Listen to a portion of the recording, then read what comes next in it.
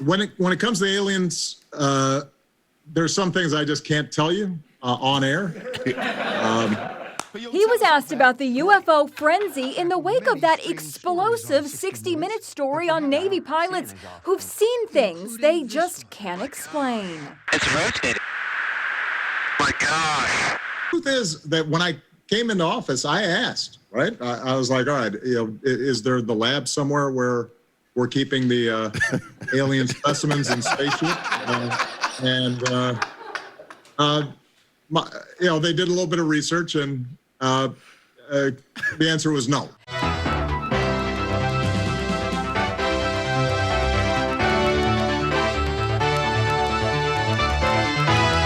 Hello and welcome to On the Record. Those of you who joined us last week were probably amazed, as I was, by some of the latest research in the field of UFOs. There is so much to talk about, however, we were unable to fit it all into one program, so my guest again this week is UFO researcher, former state Senate candidate, and award-winning pilot John Lear. Mr. Lear, nice to have you here again. Always a pleasure to be here, George. To begin with, we have this concept of the people from other planets as little green men. Are they green from what you know? Are they all the same, or we got different kinds of them? George, there's at least 70 different species, and probably more. But yes, as odd as it sounds, there are little green men. That's not the ones we usually see, though. We see the little gray ones. They're about 4.5 feet tall. And we see the ones that are called the Nordics. They're about 7 feet tall, look like us, but they're invariably blonde hair and blue-eyed. They're one of the species that we have on ice. One of their crashes we recovered. Obviously, with different species, they have different motives. I mean, are there good aliens and bad aliens, good from what you aliens know? and bad aliens, and all kinds of ways and reasons for interacting with us. And what are some of the reasons? Why would they be here? Genetic experiments, trying to, there's a misconception here. People think that our space brothers would bring us, good things and teach us how to get rid of all our diseases. And, if you stop and think about it, that may not be the best thing, because if you had a society without any disease and everybody starts living 150 years, that creates a lot of problems. So they would not meddle in that way. You believe, in part, that the movies E.T., Close Encounters of the Third Kind, were not entirely just the creative products of some Hollywood director, that maybe there's more to that. Why don't you explain? They were carefully guided by representatives from MJ-12, who is this organization that is in charge of the cover-up, in order to get us ready for the release of the information that there are indeed aliens. And in both those movies, they used small little creatures and in order to get us ready for this release of information. So to prepare us that the idea of benevolent aliens from outer space are going to help us out. Unfortunately, they're not so benevolent. So they made probably one of the most disastrous mistakes when E.T. was put out. At that time was before we discovered what I call the double cross or the grand deception. And they were trying to get us used to the benevolent little creatures. But that isn't the case. The whole thing started in July 2nd, 1947. That was the first crash. First crash of an alien spaceship. Of an alien spaceship. July 6th is when they recovered it and sent it to Wright-Patterson Air Force Base. July 7th is when they held the press conference and told the people it was a weather balloon, which the press bought hook, line, and sinker. September of that year, President Truman established MJ-12, and the purpose of that was to study the saucers and cover up the existence of UFOs. And you say we recovered alien bodies from that incident, right? 4 from that particular crash, yes. And what'd they do with them? They autopsied them. Dr. Detlef Bronk was the chief surgeon, so to speak. He was the one that named them EBEs. It stands for extraterrestrial biological entities. And we captured 3 live EBEs. They were numbered in their order of capture: EBE-1, EBE-2, and EBE-3. Where did we capture? Where did this happen? In different crashes. EBE-1 lived with an Air Force colonel between 1949 and 1952. The EBEs are kept in an electromagnetic facility called a YY-2. It was designed by a Dr. Eric Wang, who worked directly for Dr. Kissinger, who has been in this cover-up since the very beginning. The reason they had to create an electromagnetic facility is the fact that the EBEs are so advanced, they're at least 500 million years advanced from us, and probably more. They can move by thought. Move by thought. And they can also disappear. But they can't move by thought through electromagnetic facilities. So they built this facility.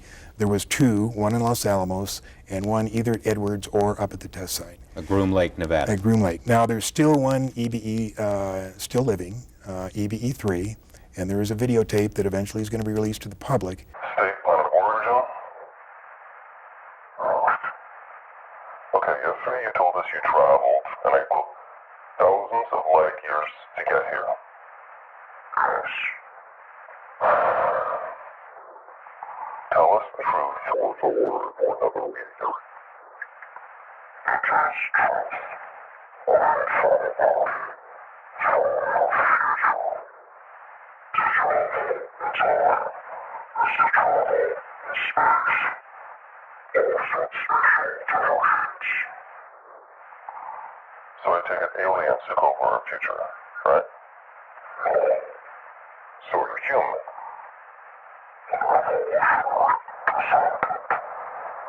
Okay, so you evolved from us. Yes. So what are you doing here now?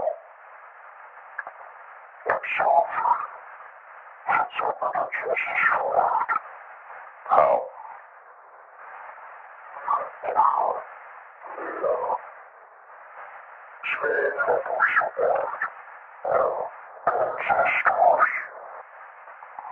Okay, so how about we concentrate on your time?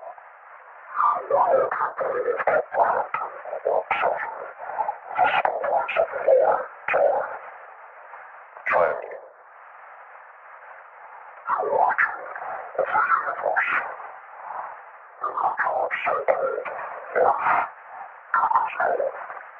Wait, so you know the meaning of life? What's the difference?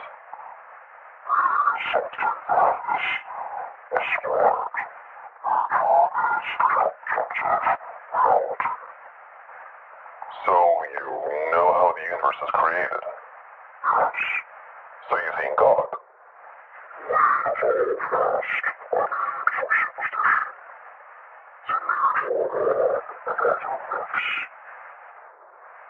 Okay, illuminate us.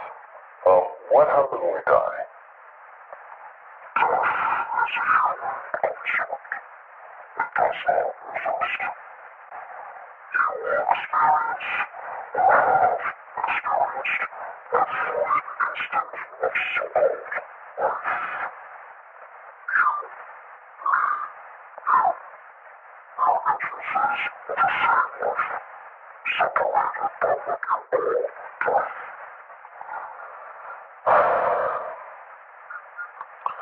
Okay, so let me get this straight. There's no death, and we all experience each other's lives, right?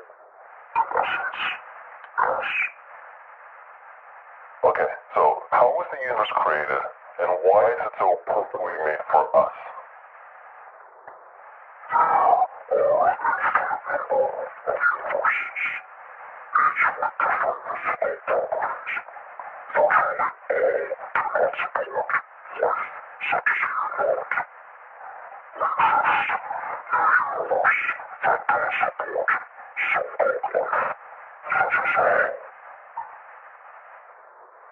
Moving on. Okay, so why do we destroy ourselves with nuclear war?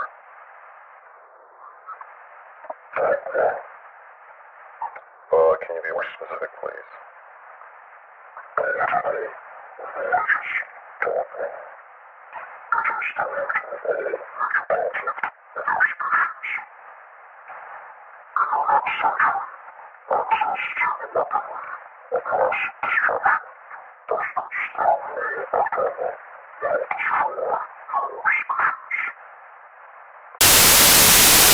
Позволяет себе такие заявления в отношении России. Хочу напомнить, что наша страна также располагает различными средствами поражения, а по отдельным компонентам и более современными, чем у стран НАТО. и при угрозе территориальной целостности нашей страны, для защиты России и нашего народа мы, безусловно, используем все имеющиеся в нашем распоряжении средства. So, when we talk about war, and when I watch all of the people talking about Ukraine and how's Ukraine doing, blah, blah, blah, Russia's sitting back. First of all, Ukraine's being obliterated. Yes. Okay, let's not even talk nuclear. But let's say it wasn't. Let's say they were doing better than anticipated. If he decided to use his second form of destruction, which is nuclear, that's the end of that.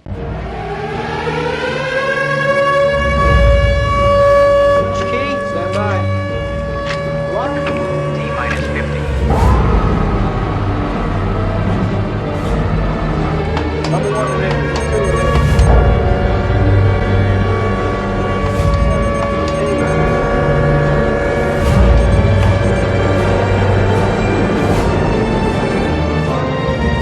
Rotate launch key to set. 3, 2, 1. Mark.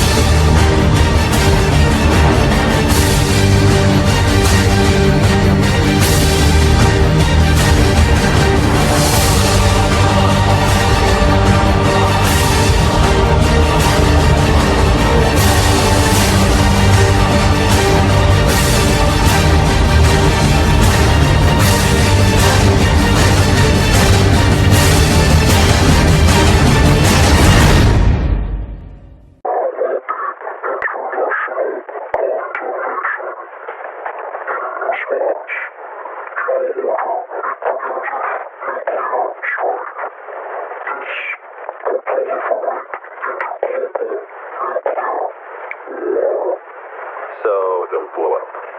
The initial exchange only goes a few million human lives. Only a million lives. It is the resulting radiation that occurred most of your planet.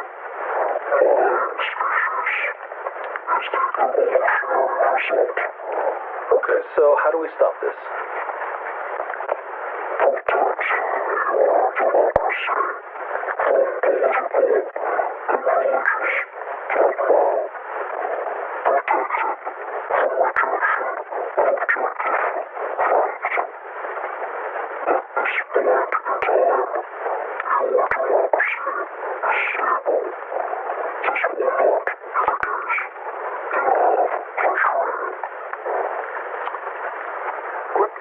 Okay.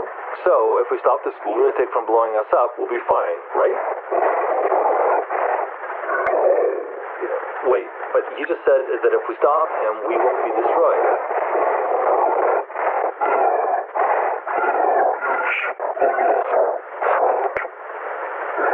And what would...